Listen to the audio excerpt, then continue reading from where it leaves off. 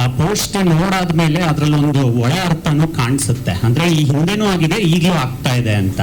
ನಾನು ನೇರವಾಗೇ ಕೇಳ್ತೀನಿ, ಡಾಲಿಯವರ ವಿರುದ್ಧ ಏನಾದ್ರು ಇಂಡಸ್ಟ್ರಿಯಲ್ಲಿ ಒಂದು ಗ್ಯಾಂಗ್ ವರ್ಕ್ ಮಾಡ್ತಾ ಇದೆಯಾ, ಅಥವಾ ಒಳ್ಳೊಳ್ಳೆ ಸಿನಿಮಾಗಳ ಎಲ್ಲಾ ಒಳ್ಳೊಳ್ಳೆ ಕಂಟೆಂಟ್ಗಳ ಮೇಲೂ ಒಂದು ವರ್ಕ್ ಮಾಡೋದಕ್ಕೆ ಒಂದು ಗ್ಯಾಂಗ್ ಏನಾದ್ರು, ಗ್ರೂಪಿಸಮ್ ಏನಾದ್ರು ಇದೆಯಾ ಅಂತ?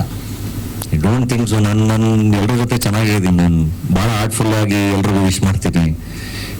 ಎಲ್ಲರೂ ಭಾಳ ಚೆನ್ನಾಗಿ ತಪ್ಕೋತೀನಿ. ಯಾರದೇ ಸಿನಿಮಾ ಇಷ್ಟ ಆದ್ರೂ ನಾನು ಭಾಳ ಖುಷಿ ಪಟ್ಟು ಅದ್ರ ಬಗ್ಗೆ ಮಾತಾಡ್ತೀನಿ, ಪೋಸ್ಟ್ ಮಾಡ್ತೀನಿ. ಸೊ ಇದೆಲ್ಲಿಂದ ಸಮಸ್ಯೆ ಬರ್ತಾ ಇದೆ ಗೊತ್ತಿಲ್ಲ ನನಗೆ. ಅದು ಅಲ್ಲ, ನನ್ನ ಪ್ರಕಾರ ಅಂದ್ರೆ ಒಂದ್ ಹೇಳ, ನಾನು ಆ ಥರ ತುಂಬ ಹೇಳೋದಾದ್ರೆ, ಆ ಥರ ಏನಾದರೂ ಇದ್ರೆ ಪ್ಲೀಸ್ ದಯವಿಟ್ಟು ಬಂದು ಸ್ಟ್ರೈಟ್ ಆಗಿ ಫೈಟ್ ಮಾಡಿ. ನನಗೂ ಮಜಾ ಕೊಡುತ್ತೆ ಜೀವನ. ಈ ತರ ಫೈಟ್ ಮಾಡೋದ್ರಿಂದ ಏನಾಗುತ್ತೆ? ಅಟ್ಲೀಸ್ಟ್ ನನಗೆ ಗೊತ್ತಾಗತ್ತಲ್ವಾ ನಾನು ಯಾರ ಜೊತೆ ಓಡಾಡ್ತಾ ಇದ್ದೀನಿ, ಯಾಕೆ ಓಡಾಡ್ತಾ ಇದ್ದೀನಿ ಅಂತ. ಇಲ್ಲ ಅಂದ್ರೆ ನಿಮಗೂ ಮಜಾ ಕೊಡಲ್ಲ, ನಮಗೂ ಮಜಾ ಕೊಡಲ್ಲ. ಬಚ್ಚಿಕೊಂಡು ಆಟ ಆಡೋದ್ರಲ್ಲಿ ಏನಿದೆ? ಅದು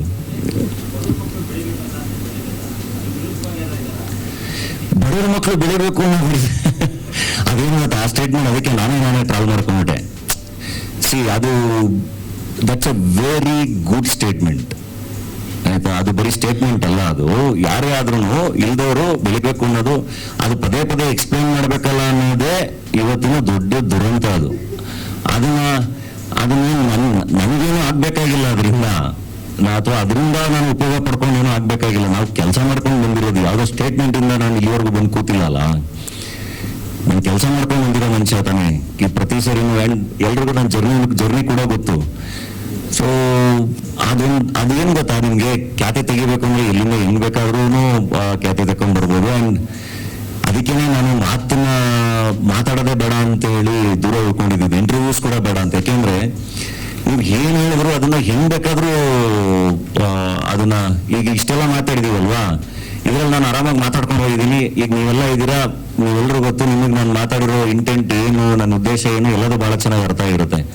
ಇದ್ರಲ್ಲಿ ಕರೆಕ್ಟಾಗಿ ಯಾವುದೋ ಒಂದು ಬೇರೆ ಅರ್ಥ ಬರೋ ನಿಮ್ಗೆ ಕಟ್ ಮಾಡಿ ಸೋಷಿಯಲ್ ಮೀಡಿಯಾಗೆ ಎಸ್ತ ಅಂದ್ರೆ ಅಲ್ಲಿ ನಡೀತಾನೇ ಇರುತ್ತೆ. ಪೂರ್ತಿ ನೋಡೋದೇ ಇಲ್ಲ, ಯಾರಿಗೂ ಆ ಸಮಯನೇ ಇಲ್ಲ, ನಡೀತಾನೇ ಇರುತ್ತೆ. ಅವ್ರ ಪಾಡಿಗೆ ಅವ್ರೇನೋ ಹಾಕೊಂಡು ಇದ್ ಮಾಡಿ ಹಂಗ್ ಮಾಡಿ ತಿರುಗಿಸಿ ದೋಸೆ ಹಾಕಿ ಏನೋ ಮಾಡ್ತಾನೇ ಇರ್ತಾರೆ. ನಾನು ಫಸ್ಟ್ ಅದು ಆಕ್ಚುಲಿ ಎಡ್ಬಿಸ್ ಟೈಮ್ಗೆಲ್ಲ ನಾನು ಬಹಳ ಡಿಸ್ಟರ್ಬ್ ಆಗಿದೆ.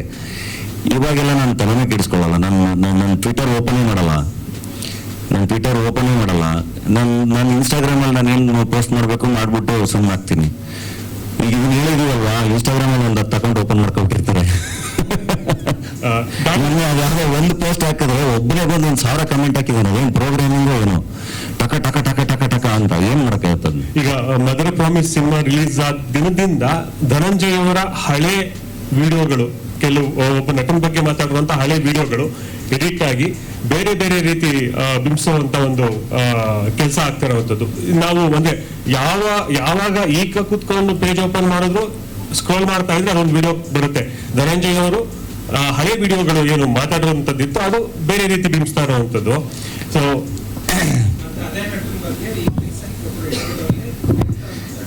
ಓಕೆ, ಅದು ನೀವು ದರ್ಶನ್ ಸರ್ ವಿಚಾರ ಕೇಳ್ತೀರಿ, ಸ್ಟ್ರೇಟ್ ಆಗಿ ಕೇಳಿ. ಇದೇನಾಗುತ್ತೆ ಗೊತ್ತಾ, ಫಸ್ಟ್ ಒಂದು ಯಾವಾಗ್ಲೂ ಈಗ ಸುದೀಪ್ ಸರ್ ಒಂದ್ಸರಿ ಅದನ್ನ ಹೇಳಿದ್ರು. ಆಕ್ಚುಲಿ ನೀವು ಹೋಗಿ ಎಲ್ಲ ಕಲಾವಿದ್ರು ನಿಮ್ಗೆ ಈಗ ಆಯ್ತಲ್ಲ, ಏನ್ ಅನ್ಸುತ್ತೆ ಅಂದ್ರೆ ಯಾವ ಕಲಾವಿದನು ಸಡನ್ ಆಗಿ ಏನೋ ಆನ್ಸರ್ ಮಾಡಕ್ ಗೊತ್ತಾಗಲ್ಲ ಒಂದು. ಸೊ ಹೌದು, ಇವಾಗ ನೀವು ಹೇಳ್ತಿರೋದು ವಿಡಿಯೋ, ನಾನೀಗ ಮೊನ್ನೆ ಆಕ್ಚುಲಿ ನಮ್ಮ ರಂಗತ್ ಭರದ್ವಾಜ್ ಸರ್ ಕೇಳಿರೋದಕ್ಕೆ ಹೇಳ್ತಿದ್ದೀರಲ್ವಾ. ಈಗ ನಂದು ಕೋಟಿ ರಿಲೀಸ್ ಇದೆ ಆಯ್ತಾ. ಆ ರಿಲೀಸ್ ಎಲ್ಲ ಬಿಟ್ಬಿಡಿ. ನನಗೆ ಈಗ ಪೂರ್ಣ ನನಗೆ ಬಹಳ ಇಷ್ಟ. ನಂದು ಒಂದು ಅಣ್ಣ ತಮ್ಮನ ಸಂಬಂಧ ಎಲ್ಲ ಇದೆ. ಅವನು ಸೂಪರ್, ಅವನು ಇದು ನಾವು ಬಹಳ ಎಮೋಷನಲಿ ಕನೆಕ್ಟೆಡ್ ಎಲ್ಲ ಇದೆ ನನಗೂ ಪೂರ್ಣಂಗೆ ಅಲ್ವಾ. ಸೊ ನಿಮಗೂ ಇರುತ್ತೆ, ನಿಮ್ದಾರ ಫ್ರೆಂಡ್ಸ್ ಇರ್ತಾರೆ, ನಿಮ್ದಾರ ಅಣ್ಣ ಇರ್ತಾರೆ, ನಿಮ್ದಾರ ತಮ್ಮ ಇರ್ತಾರೆ, ಎಲ್ಲ ಇರ್ತಾರೆ. ಅವರು ಯಾವುದೋ ಒಂದು ಪರಿಸ್ಥಿತಿಗೆ ಈ ತರ ಸಿಗಾಕೊಂಡಾಗ, ಅದು ಗೊತ್ತಿದ್ದಾಗಿದೆಯೋ ಗೊತ್ತಿಲ್ಲದಲ್ಲ ಆಗಿದೆಯೋ, ನಿಮ್ಗೆ ಕೋಪ ಬರಲ್ವಾ? ನಿಮ್ಗೆ ಬೇಜಾರು ಆಗಲ್ವಾ? ಆಗತ್ತೆ ತಾನೆ? ಹಿಂಗ್ ರಿಯಾಕ್ಟ್ ಮಾಡ್ತೀರ ಅವಾಗ? ಬೇಜಾರಾಗತ್ತೆ ತಾನೆ, ದುಃಖ ಆಗತ್ತೆ ತಾನೆ, ಎಲ್ಲರೂ ಆಗುತ್ತೆ ತಾನೆ. ಹಿಂಗೆ ನೀವು ರಿಯಾಕ್ಟ್ ಮಾಡಕ್ಕಾಗತ್ತೆ. ಅದೇ ತರನೇ ಎಲ್ಲರೂ ಹೇಳಿರ್ತಾರೆ. ಪರ್ಸನಲಿ ಸುದೀಪ್ ಸರಿಂದ ಹಿಡಿದು ಶಿವಣ್ಣಯಿಂದ ಹಿಡಿದು ಇಂಡಸ್ಟ್ರಿಲಿ ಎಲ್ಲರೂ ಬೇಜಾರ ಮಾಡ್ಕೊಂಡಿರೋದು ಹಿಂಗೆ ಆಗ್ಬಾರ್ದಾಗಿತ್ತು ಅಂತ ಎಲ್ಲರೂ ಬೇಜಾರ ಮಾಡ್ಕೊಂಡಿರೋದು. ಯಾರು ಏನು ಅದನ್ನ ಯಾರು ಸೆಲೆಬ್ರೇಟ್ ಮಾಡೋದಲ್ಲ, ಹಂಗಂತ ಯಾರೂ ತಕ್ಕಂತ ಸಪೋರ್ಟ್ ಮಾಡ್ಕೊಳಕ್ಕಾಗಲ್ಲ ಅಲ್ವಾ ಆ ಥರದ ಸಿಚುವೇಶನ್ ಅಲ್ಲಿ. ಸೊ ಅದಕ್ಕೆ ಕಾನೂನಿದೆ, ಇನ್ನೊಂದಿದೆ, ಮತ್ತೊಂದಿದೆ, ಅದನ್ನೇ ಮಾತಾಡಿರ್ತೀವಿ, ಅದನ್ನು ಮತ್ತೆ ಬೇರೆ ಬೇರೆ ಬೇರೆ ಬೇರೆ ತರ ಅದನ್ನ ಕನ್ವೆ ಮಾಡಿರ್ತಾರೆ. ಅಂಡ್ ರೀಸೆಂಟ್ ಆಗೂ ಅಷ್ಟೇ, ಈಗ ಆ ಪ್ರಶ್ನೆ ನನಗೆ ಬರುತ್ತೆ ಅಂತಾನೂ ಗೊತ್ತಿರಲಿಲ್ಲ. ಸಡನ್ ಆಗಿ ರಂಗನಾಥ್ ಭರತ್ ಸರ್ ಕೇಳಿದಾಗ ನಾನು ಯಾವುದನ್ನು ಸಪೋರ್ಟ್ ಮಾಡಿಕೊಂಡು ಎಲ್ಲ ಮಾತಾಡಿಲ್ಲ, ನನ್ನ ಪ್ರೀತಿನ ನಾನು ಮಾತಾಡಿರೋದು. ಅಂದ್ರೆ ನನ್ನ ಕೈಲಿ ಏನ್ ಮಾಡಕ್ ಸಾಧ್ಯ, ಟೈಮ್ ಟ್ರಾವೆಲ್ಗೆ ಅವಕಾಶ ಸಿಕ್ಕರೆ ನಾನು ಚೇಂಜ್ ಮಾಡ್ತೀನಿ ಅಂತ ಹೇಳಿರೋದು. ಅದ್ ಬಿಟ್ಬಿಟ್ಟು ನಾನು ಇವಾಗ್ಲೂ ನಾನು ಇದೇ ಹೇಳೋದು, ಅಂದ್ರೆ ಅದೇನಾಗಿದೆ ಕಾನೂನಾತ್ಮಕವಾಗಿ ಏನಾಗ್ಬೇಕು ಅದಾಗಿ ಅದರಿಂದ ಎಲ್ಲ ಚೆನ್ನಾಗಿ ಆಚೆ ಬಂದು ಅದು ಖುಷಿನೇ ಆಯ್ತು. ಅದಕ್ಕೆ ಅಂತಾನೆ ಒಂದು ಸಿಸ್ಟಮ್ ಇದೆಯಲ್ಲ, ಅದನ್ನ ದಾಟ್ಕೊಂಡೇ ಬರ್ಬೇಕು ನಾವು ಯಾವುದೋ ಒಂದು ಸಿಚುವೇಶನ್ ಅಲ್ಲಿ ಸಿಗಾಕೊಂಡಾಗ. ಸೊ ಯಾರಿಗೂ ಪ್ರೀತಿ ಇಲ್ಲ, ಇನ್ನೊಂದಿಲ್ಲ, ಮತ್ತೊಂದಿಲ್ಲ ಅಂತಲ್ಲ. ಇನ್ನು ಒಂದ್ಸಗೆ ನಾನು ಇದನ್ನು ಮತ್ತೆ ಹೇಳಕ್ ಇಷ್ಟಪಡ್ತೀನಿ, ಇದೂ ಅಷ್ಟೇ. ಇವಾಗ ಈ ಪ್ರಶ್ನೆ ಬಂತಲ್ಲ, ಇದಕ್ಕೂ ನಮ್ಮ ಸಿನಿಮಾಗಳಿಗೂ ಸಿನಿಮಾ ಇನ್ನೊಂದಕ್ಕೂ ಮತ್ತೊಂದಕ್ಕೂ ಎಲ್ಲ ಸಂಬಂಧ ಇಲ್ಲ. ಕೆಲಸಗಳಿಗೂ ನಾವು ಮಾಡ್ತಿರೋ ಸಿನಿಮಾಗಳಿಗೂ ಇದಕ್ಕೂ ಸಂಬಂಧ ಇಲ್ಲ. ಅದನ್ನೇ ಮತ್ತೆ ಇಟ್ಕೊಂಡು ಇಲ್ಲ ಇವಾಗ ಏನೋ ಇವರು ಅಪೀಸ್ ಮಾಡಕ್ ಟ್ರೈ ಮಾಡ್ತಿದ್ದಾರೆ, ಇಲ್ಲ.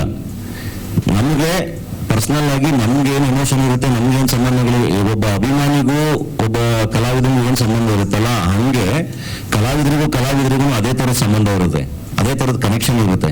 ಅಂಡ್ ನಾವು ಕೂಡ ಅಭಿಮಾನಿಗಳಾಗಿ ಅವ್ರಿಗೆಲ್ಲ ನೋಡ್ಕೊಂಡು ಬಂದಿರ್ತೀವಿ, ನಮಗೂ ಅದೇ ಕನೆಕ್ಷನ್ ಇರುತ್ತೆ. ನಿಮ್ಗೇನು ಬೇಜಾರಾಗಿರುತ್ತೆ, ನಿಮ್ಗೇನು ಕೋಪ ಬಂದಿರಿ, ಯಾಕೆ ನಿಮ್ಗೆ ಯಾರಿಗೂ ಕೋಪನೇ ಬಂದಿರಲ್ವಾ ಫ್ಯಾನ್ಸ್ಗೆ ಹಿಂಗಾದಾಗ? ಈ ತರ ಸಿಚುವೇಶನ್ ಹಿಂಗೆ ಮಾಡ್ಕೋಬಾರ್ದಾಗಿತ್ತು ಅಂತ ಅನ್ಸಿರಲ್ವಾ? ಹಂಗೆ ನಮ್ಗೆ ಅನ್ಸಿರುತ್ತೆ. ಸೊ ಅದು ಪರ್ಸನಲ್ ಕನೆಕ್ಷನ್ ಇದ್ದಾಗ ಮಾತ್ರ ಅನ್ಸೋದು. ಸೊ ಪ್ರತಿ ಸರಿನೂ ಪ್ರತಿಯೊಂದನ್ನು ಬೇರೆ ಬೇರೆ ತರ ಬಿಂಸಿ ಅದೆಲ್ಲದನ್ನು ಇಡೀ ಒಂದು ಆಸ್ ಎ ಇಂಡಸ್ಟ್ರಿ ಅದನ್ನ ಬಹಳ ನೆಗೆಟಿವ್ ಆಗಿ ಅದು ಆಗ್ಬಿಟ್ಟಿದೆ. ಹಂಗ ಆಗ್ಬಾರ್ದು ಅದು.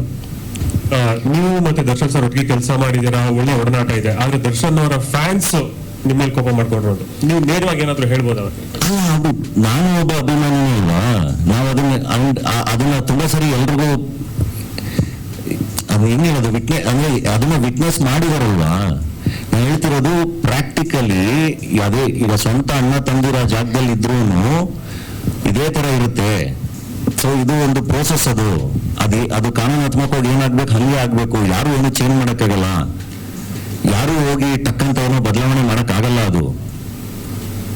ಅಂಡ್ ಆ ಘಟನೆ ಆಗಬಾರ್ದಿತ್ತು ಅಂತ ಅಷ್ಟೇ ನಾವು ಹೇಳಕ್ಕಾಗತ್ತೆ, ಬಿಟ್ರೆ ನಮ್ಮ ಕೈಯಲ್ಲಿ ಯಾರ ಕೈಯಲ್ಲೂ ಬೇರೆ ಏನೂ ಇರಲ್ಲ. ಅಂಡ್ ಎಲ್ರೂ ಒಳ್ಳೆದಾಗಲಿ ಅಂತಾನೆ ವಿಶ್ ಮಾಡ್ತಾ ಇರ್ತೀವಿ. ಸರ್ ಒಂದ್ ನಿಮಿಷ.